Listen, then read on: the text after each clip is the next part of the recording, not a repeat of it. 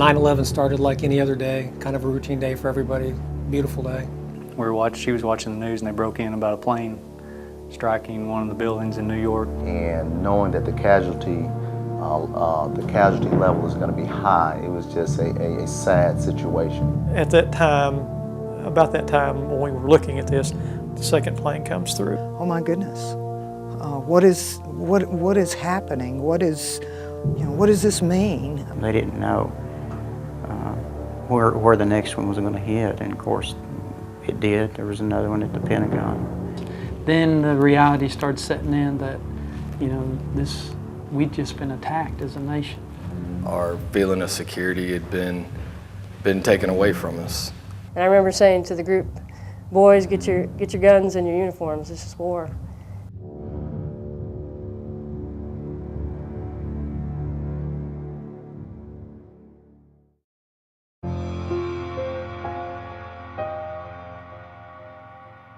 So I was sitting there at my desk watching this, and my telephone rang, and it was my wife Donna, and she was so hysterical I couldn't understand her at first, and she finally calmed down enough to tell me that Adam was in one of those buildings.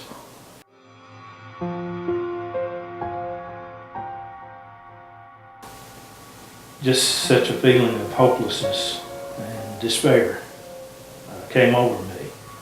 And I've been told later that I laid my head down on the table there, and everyone was just completely quiet. They didn't know what to say. And of course, it took so long for any information to come down of status of anyone that was in the Twin Towers. And of course, he was calling, trying to find out, trying to verify if his son was actually in the building. The right thing to do was to send him home to be with his wife till they had information. So regardless of what the end result was, they were together when they did get information. On that way home, I'll never forget this. Something just came over me, and I had such a feeling of calmness that I knew Adam was all right. I knew Adam was going to be okay, even if he didn't get out of the building.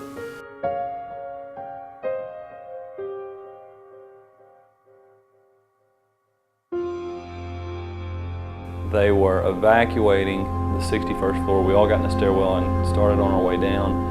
At about 8:55, they came over a public address system and said that the north tower had been hit by an aircraft, but that the south tower is secure, that we should go back to our offices.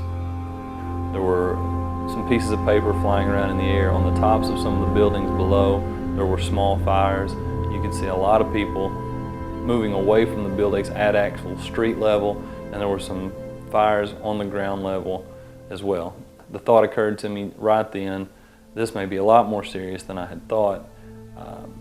And simultaneous with that thought was the sound, what I now know, didn't at the time know, that it was the sound of a jet engine throttling up and colliding into our building. And that created quite a violent vibration in the building, kind of like an explosion.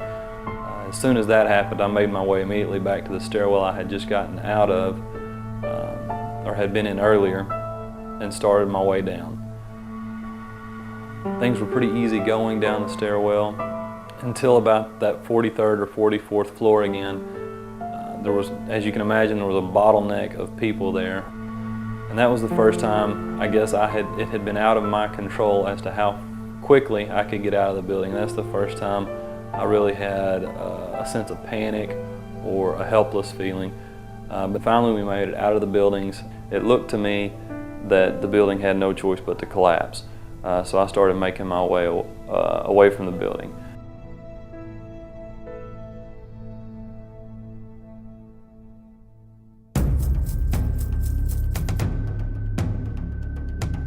For the first time ever, we launched on September the 11th. I want to say it was Lieutenant Colonel, I think it was Mark Anderson, and I think it was Lieutenant Colonel Mike Heiser that launched, like the first two armed birds out of Fort Smith ever.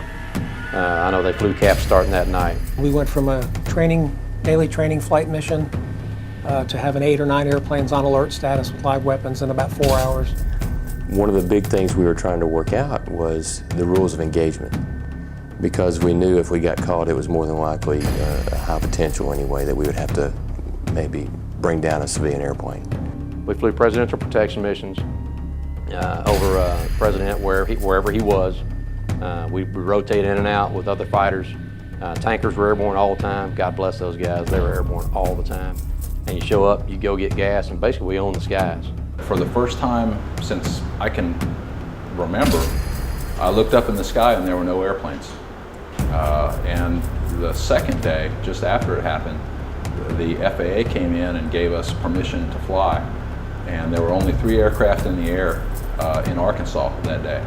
It was me trying to go get a cardiac patient and 2 F-16s that were watching me.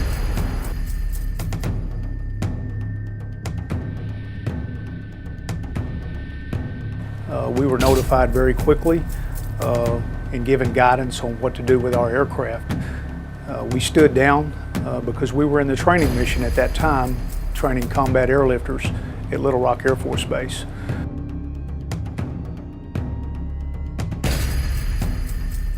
The initial missions that we incurred because of 9/11 were to man positions at the local airports for security.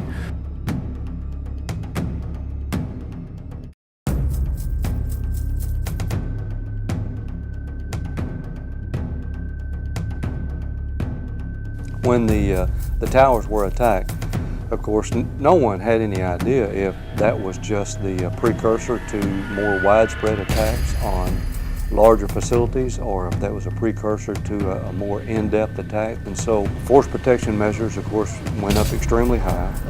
Our posture did, quite understandably. And the National Guard picked up the mission for airport security and several sites here in Arkansas. And of course, that varied by state, depending on what type of facility you had in your state. We looked very closely and became very concerned about some of the vital installations across the state. Not that we hadn't already looked at them and that we were already concerned about their security, but all of a sudden, Arkansas Nuclear 1 and 2 became a very great concern. And that night, we rolled down to Russellville, to Nuclear 1, to protect the facility.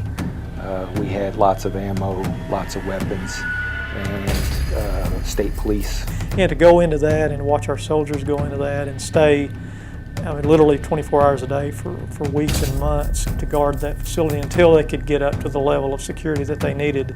We had units that were called up to provide security at active duty bases, Little Rock Air Force Base, Fort Leonard Wood, Missouri, Fort Polk, Pine Bluff Arsenal, a number of places around the country.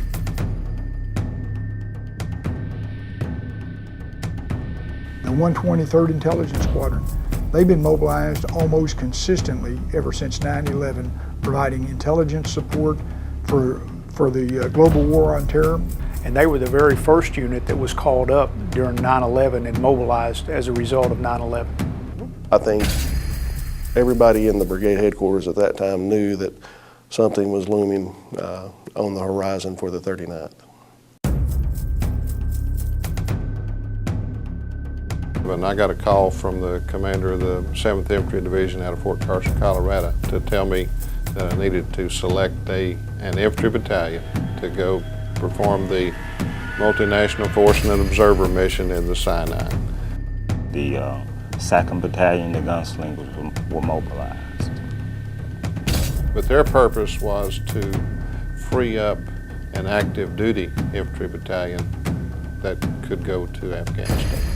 I averaged between 40 and 100 personal phone calls a day talking to media outlets, different media from small radio stations, small newspapers in Arkansas, up to all the different television stations. And that was just because I was the one individual who would answer calls on what the Guard was doing. Always ready to either serve the state in time of emergency or disaster or serve the nation.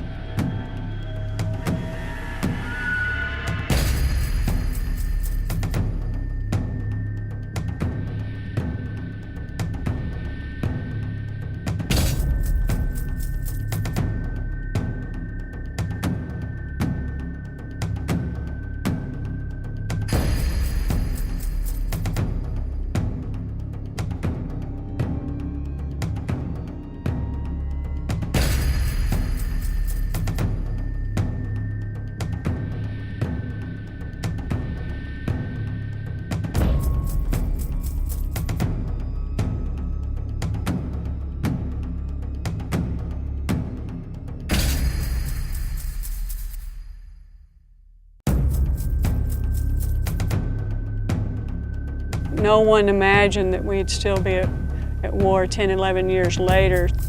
Oh, I think September 11th, I mean, you can almost put that as a milestone of things started changing drastically after that. I never expected to go overseas when I joined the National Guard. The people that are coming in now, it's not a matter of if you're going to get deployed, it's a matter of when you're going to get deployed. But I really knew that we were going to be leaving. We were all like shipped out all through Iraq. It really demonstrates about citizen soldiers that you have people who have a civilian career, in some cases have mobilized 3 times. No, I've been to Saudi, I've been to Egypt, I've been to Iraq twice. It was very challenging for us. To look at families, to talk to families in the face, in the light of the loss of their loved one through combat casualty. That's the most difficult thing I've ever done. Every soldier pays a sacrifice with the deployment, being away from their family, away from their friends, away from their life and their careers. We've got the men and women in uniform all over the world doing a great job making sure this doesn't happen again. This country has always called on its military, and the military has always responded, but it certainly doesn't make it easy.